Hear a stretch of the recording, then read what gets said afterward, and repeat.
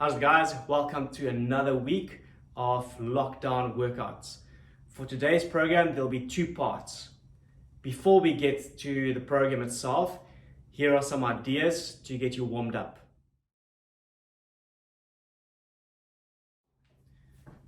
Alright, for warm-up, we are going to do about 5 exercises. These are just suggestions to get you going and get your body nice and warm.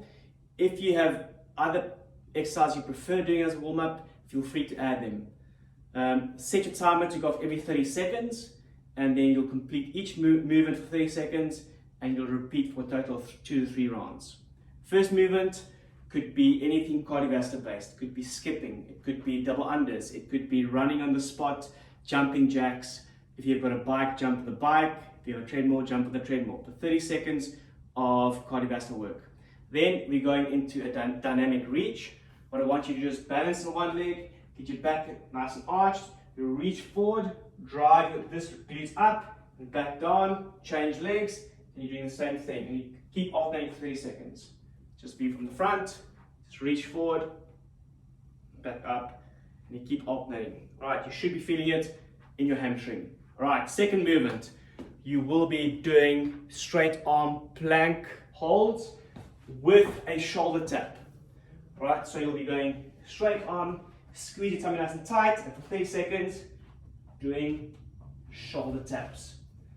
Alright, third movement. You're going to grab onto your toes, okay, and then extend your knees, just to loosen up the posterior chain. Alright, so get your back arched, grab hold of your toes, and pull your knees back, feel your hamstrings, and relax. Pull back, feel your hamstrings, and relax. Yes. Lastly, grab a weight. Okay, doesn't have to be super heavy, and you're going to do straight leg deadlifts. Once again, set your back arched, drive hips backwards, go down as far as your hamstrings allow you to go, and back up. Go down as far as your hamstrings allow you to go, and back up. So no movement in the spine. Right, it is warm up. Keep it easy, keep it very controlled. Repeat the whole process 2 or 3 times.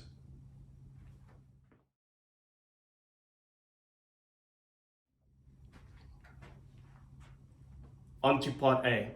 For the next part, you will be working for 45 seconds and resting 15 seconds. 45 seconds of quality work, don't rush it. 15 seconds, move on to the next exercise, get ready, and start when you have to start again on the next minute. Okay, so ultimately 45 seconds work, 15 seconds rest. 45 seconds work, 15 seconds rest. Move on from the one exercise to the next, to the next, to the next. There are 4 exercises in part A. The first exercise is deadlifts. Second exercise will be a core exercise. You're either doing L-sits or plank holds. Third exercise will be step-ups, weighted step-ups. So doing step-ups with any object or a weight. And the last movement will be Russian-style kettlebell swings. Okay, so for part A, the idea is to get as heavy as possible and move for quality. So you will not rush this. So if you have a barbell, you're going to load the barbell up nice and heavy. And for 45 seconds, select a weight which you could be able to manage for 45 seconds. Your goal would probably be to aim for about a 10 rep max weight if you have that kind of weight. If you do not have that kind of weight, there are other options. Okay, so option 1 is with a barbell. So deadlifts with a barbell. Alright, set your back nice in that neutral position. Drive backwards, go down to mid-shin, back up, lock out. Okay, the key over here is the movement comes from your hips and your hamstrings. It does not come from your back. Right. If you have a barbell, but you only have a light weight, you can do single leg deadlifts. Alright? Same thing, lift up your barbell. Alright? You'll go into one leg, and you're going down and up. Okay? And you'll be doing roughly 20 seconds of deadlifts on the one side, 20 seconds of deadlifts on the other side. Alright, if you have an odd object or a dumbbell, you'll be doing single leg Romanian deadlifts. Okay, so if the weight is my right hand, you're crossing midline to your left foot and the right leg kicks back. So side view, going down, movement comes from the hip and the hamstrings, nothing from the back, and back up. When you reach, go down as far as your hamstrings lie to go. Don't bend your spine. From the front, so the weight's my right hand, I'm reaching towards my left foot, and my right leg kicks back. Okay, once again, similar to lunges, you do not want this knee to collapse in as you go down. So you don't want to collapse in, you want to keep everything straight out to the side. Okay, for the second exercise, we're doing a core exercise, 2 options. Option 1, you are doing an L sit. With an L sit, you can either do this on the floor if you've got nice flexibility, or you do it on a bench or a chair. Alright, so what I want you to do is, hands on the side, okay, up with the legs, point your toes, you're going to squeeze your tummy, and then lift your whole body off the ground with only your hands touching the bench. So we'll do something like this. Right, you'll keep working up and down for the duration of 45 seconds. If you cannot do an L sit, okay, you are allowed to do a plank hold. Plank hold, simple, on the ground, in this position over here. Right, 45 seconds. For the next exercise, we're doing weighted step-ups. So whichever weight you can find at home, that's what you'll use for your step-ups. You'll be alternating legs. So for 45 seconds, you'll step up left side, right side, left side, right side. To give you some examples, I've got a 5 kilogram water bottle. I actually have 2, so you can have one either side or holding it to your side, and you can do step-ups. Lock out, back down, lock out, back down. The idea is to find a weight that you can use, or the heaviest weight you can possibly use. Okay? You can also load a backpack with rocks or heavy books, whatever you can find, put in your back and do heavy backpack step-ups. You could use a barbell in your back, right, and you doing step-ups. And then lastly, if you have a dumbbell, either in that position, in that position, and you are doing step-ups that way. The last exercise in part A are Russian style kettlebell swings. Okay, so with kettlebell swings, what we want to see is with your object, when you swing, pop your hips, and we want you to clear your object above shoulder height. Okay, so it's a hip driven exercise. Get the weight to that height and let it come down. Never lose tension in your spine. As the weight comes down, you lower your hips and you pop it back up with your hips. I don't have a kettlebell, so I'll be using my dumbbell. Okay, so you're going down, pop up, down, pop up, down, pop up. Alright. If you have a water bottle, you even use 2 water bottles. Okay, going down, pop up, down, pop up, down, pop up. Alright, and that's the end of part A.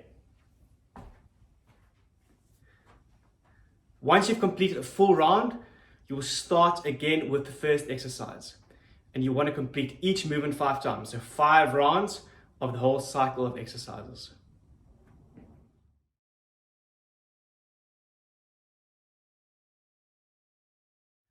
On to part B. Part B is a benchmark workout, and ultimately what it is purely shoulder conditioning or shoulder endurance. Okay, this is a challenging one. There are some scalable options, but we'll go through the whole sequence of exercises with you in a minute. JT is a 21-15-9 style workout. 3 movements: handstand push-ups, tricep dips, and push-ups. Okay, so for the first full round, you'll be doing 21 reps of each. 21 handstand push-ups, 21 tricep dips, 21 push-ups. Second round, 15 handstand push-ups, 15 tricep dips, 15 push-ups. And the last round, 9 handstand push-ups, 9 tricep dips, and then 9 push-ups. If you cannot do handstand push-ups, your option is to scale down to Pike style push-ups, where you have your feet on a bench and you push yourself upside down and doing push-ups that way. Or you can select a weight and you're doing 21 push presses with an object. Okay, a couple of things to look out for on the handstand push-ups. All right, so once you kick up against the wall, all right, you want to be extended fully. So hips extended, heels touching the wall, and your hands planted on the ground. Okay, you're going to come down, and your hands with your head will form a triangle. When you kick back up to drive, do not drive through your head, as this will put a tremendous amount of pressure on your neck. You want to kick up and make sure the pressure goes through your palms. If you do not have a pillow, what I also suggest you do is find yourself a nice thick towel, roll it up, put it against the wall, and this will back up, or this will help with some cushioning for your head. Go down, kick up, lock out. Okay. You also want to, when you drive up, drive your head through your shoulders. Here's one more. Chest forward, head through your shoulders. So if you cannot do handstand push-ups, your first scaling option is pike push-ups. Alright, so you will be placing your feet on a bench, you'll walk your hands as close to the bench as possible, and in that upside down position, you'll be doing your push-ups. Walk yourself upside down, alright, head down and lock out. Head down, lock out. Okay, so the last scaling option for handstand push-ups is a dumbbell or a barbell push press. All right, you'll have the weight in your shoulders, drive up, lock out, drive up, lock out. Okay. The catch is here, if you scale down to this version of the workout, you'll be doing 21 reps per side. Okay, let's chat about dips. Okay, so there are a couple of options here, but the most common option will probably be single bench. All right, so you'll be put your palms on the edge of the bench, right, legs forward, you dip down to shoulders being slight or in line with elbows and locking out. Dip down, lock out. You can also, depending on your setup at home, get two fairly high tables or benches and lock out and dip down, lock out, dip down on these tables. All right, last movement, push-ups. A couple of cues with push-ups. All right, so what we want to see is, all right, hands straight underneath your shoulders. Okay, all right, you're gonna go down, chest touch the ground. There should be daylight underneath your hips and lock out. Ideally, you don't want to roll up or warm up. Okay, you want to chest to touch and lock out.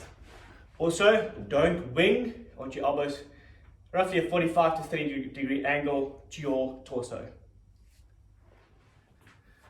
So in summary, JT is 2159 of handstand push-ups, tricep dips, and push-ups. It's very, very likely that you will start fatiguing very quickly because it's shoulders and arms on shoulders and arms on shoulders and arms.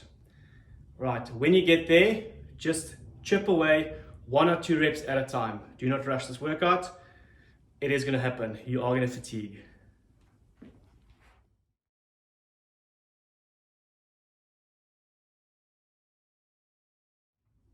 Today we have a part C. For part C, you will be doing 100 sit-ups against the clock, so for time. And for those who are still in it, into the burpee challenge, 100 burpees for time.